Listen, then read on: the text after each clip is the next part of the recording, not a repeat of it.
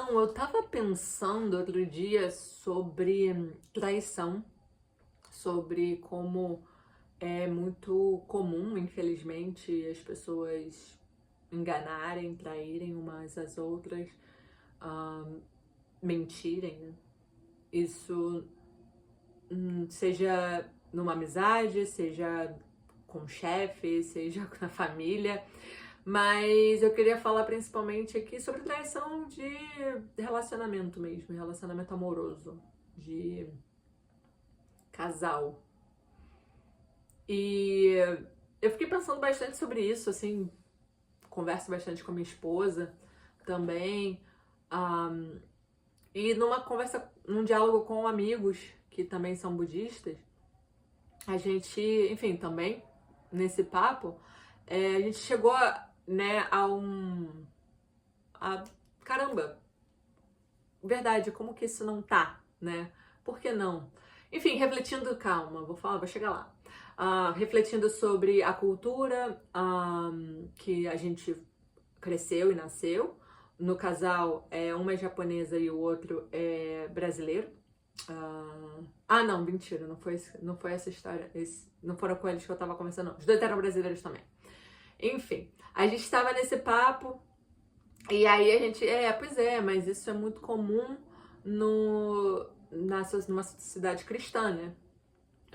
Porque justamente existe os 10 mandamentos e a gente sabe como isso influencia enfim, na maneira como a gente se porta ou acredita que é certo que é errado, mesmo que a gente não pratique aquela religião. E é verdade, é verdade. Eu, né, nasci no Brasil e a minha esposa é mexicana e os dois países são majoritariamente católicos e acaba que a forma, por mais que, no caso da minha esposa, os pais dela também são budistas, então ela nasceu, quando ela nasceu os pais dela já eram budistas há muito tempo, então ela nasceu mais nesse ambiente, mas isso não quer dizer que os pais não tenham sido criados com certos dogmas, enfim.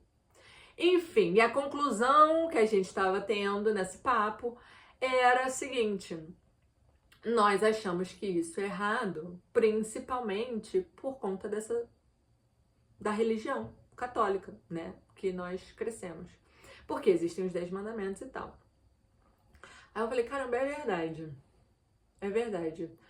E aí eu parei, assim, né? Aí nesse papo, né, surgiu, e assim, e no budismo de Nichiren Daishonin não existe, tipo, os 10 mandamentos, ou faça isso, ou não faça isso. Não, na verdade, faça isso até tem, que é faça daimoku. Faça daimoku, seja uma boa pessoa, não sei o que, até tem. Mas o tipo, não faça isso, não tem. Vamos dizer assim, de maneira pragmática, de maneira que a gente estuda que isso é né, enfim, tá lá escrito, não sei o que, a gente estuda. Não tem. E aí eu fiquei pensando, caramba, por que será? E assim, por muito tempo eu pensei que tava errado. Na verdade, eu não pensei que tava errado. E nem foi por muito tempo. Por um tempo, falei, caramba, deveria ter, né? Por que não tem? Com isso na cabeça, eu fui pesquisar um pouquinho. E aí, obviamente, cara, o budismo de Nichiren Daishonin, que segue o Sutra do Lótus, tem o Sutra do Lótus como o sutra principal, né?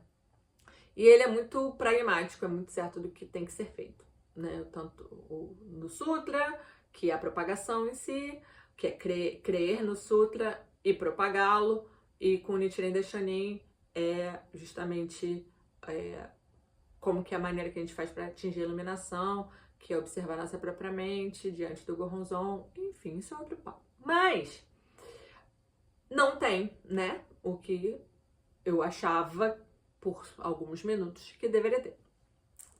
Beleza. Aí eu fui fazer uma pesquisadinha assim, e aprender um pouquinho sobre o que os outros sutras falavam.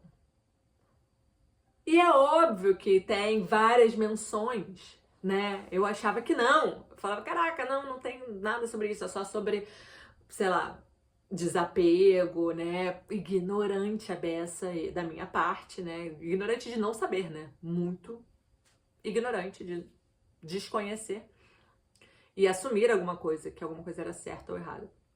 Por fim, eu vi que, assim, no Dhammapada, enfim, vários outros sutras dizem justamente que, enfim, não devemos fazer o sexo de maneira eu esqueci o termo correto, eu devia ter anotado, olha só que tonto. Mas de maneira errada. Ou seja, e aí tem uma listinha ali, né? Tem a listinha falando sobre que você não pode ferir ninguém, não pode trair ninguém, não pode fazer, acho que público também, né, exposto assim em lugar público. Enfim, tem vários detalhezinhos assim. Isso não tá no Sutra do Lótus, porque aí eu vou daqui a pouco falar sobre isso, né? E o porquê não o porquê não está, mas enfim, racionalizar de acordo com o meu entendimento de por que não está. E aí, esses outros sutras, né, e ensinamentos do Buda Shakyamuni, que é o Buda histórico, tem em vários momentos a menção sobre isso. Aí eu, então tá bom. Então, assim, não é uma exclusividade das religiões judaico-cristã que ter isso. Não é. Muito antes também já foi mencionado que a questão de trair o seu parceiro tá errado, né? No budismo, inclusive. E aí corta pra eu refletindo por que não tá no Sutra do Lótus. Já foi dito antes. Né? Então, assim, já foi dito antes. Em outros sutras. Beleza? Pela mesma pessoa. Buda Shakyamuni foi quem predicou vários sutras, né? E aí seus discípulos pegaram seus sutras e fundaram suas escolas budistas depois da sua morte. Isso aqui eu fazendo um resumo muito muito seco do que realmente aconteceu, mas é isso. E o Sutra do Lótus, no fim das contas, porque no fim das assim, de maneira muito resumida, o Buda estava ali querendo ensinar para você como que é atingir a iluminação, chegar onde ele chegou, a iluminação. Que não é nada extraordinário, inclusive, mas, enfim, não é sobre isso o vídeo. Então, o Sutra do Lótus é um convite para você fazer o exercício de acreditar nessa sabedoria tão profunda que é o Sutra do Lótus, tá?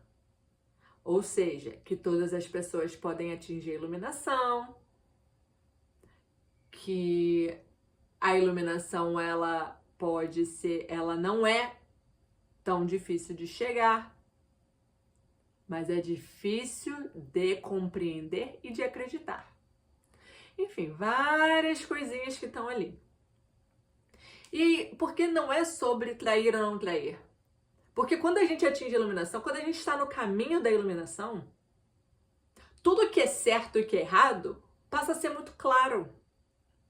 Se eu estou no caminho da iluminação, se eu estou buscando ser uma pessoa iluminada, é óbvio que ferir outras pessoas, que enganar outras pessoas, que não ser que não cumprir com a minha palavra, que, enfim, ser uma pessoa covarde, tá errado. É óbvio. Então, o meu esforço precisa ser justamente na minha prática, em ser uma pessoa compassiva, em o que eu vou fazer a minha prática budista todos os dias, pela manhã e pela noite. Eu vou cantar, eu vou recitar Daimoku. para que no meu dia a dia eu justamente possa ser sábia o suficiente e agir de maneira adequada, em que eu vou ser uma pessoa feliz, né? E vou levar a felicidade a outras pessoas. Então, se eu estou traindo, tá errado. Se eu tô enganando alguém, tá errado. Então, assim, essa foi a minha conclusão, tá? Pode ter uma explicação muito mais histórica e mais correta e oficial. Mas eu acho que eu não precisei nem correr atrás, porque é isso, pra mim faz muito sentido. Faz sentido pra você também? Se você tá querendo ser uma pessoa melhor, uma pessoa iluminada, uma pessoa que faz bem às pessoas, é óbvio que o que tá errado, tá errado. É óbvio que ferir outras pessoas tá errado. Quando o correto é reverenciar cada ser humano como um Buda.